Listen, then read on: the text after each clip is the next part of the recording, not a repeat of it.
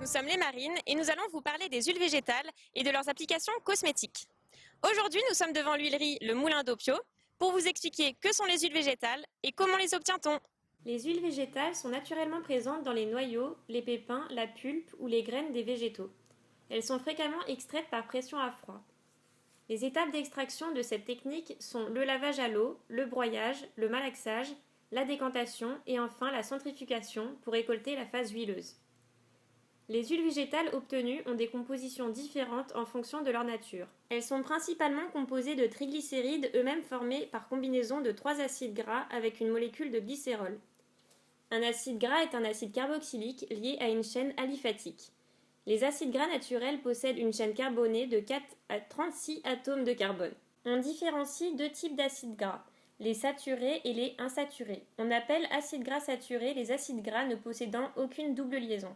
Les acides gras insaturés comportent quant à eux une ou plusieurs doubles liaisons carbone-carbone.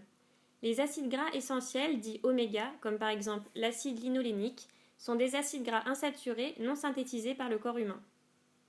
La répartition en pourcentage de ces différents acides gras déterminera la nature et les propriétés de chaque huile végétale. Dans le cadre de notre projet formulation, une gamme cosmétique de 3 produits a été créée à partir d'huile végétale.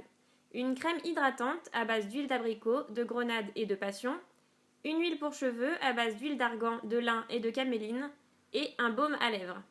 Le baume à lèvres a été obtenu par l'association de beurre de karité, de cire d'abeille, d'huile de ricin, d'huile de pépins de cerise, de glycérine et d'un arôme au goût cerise. Le mélange des matières premières est chauffé afin d'obtenir un produit homogène, puis coulé dans son packaging final. Finalement, les huiles végétales sont présentes dans notre quotidien, à la fois en agroalimentaire et dans nos cosmétiques. À travers notre projet, nous avons pu exploiter les différentes propriétés de ces huiles.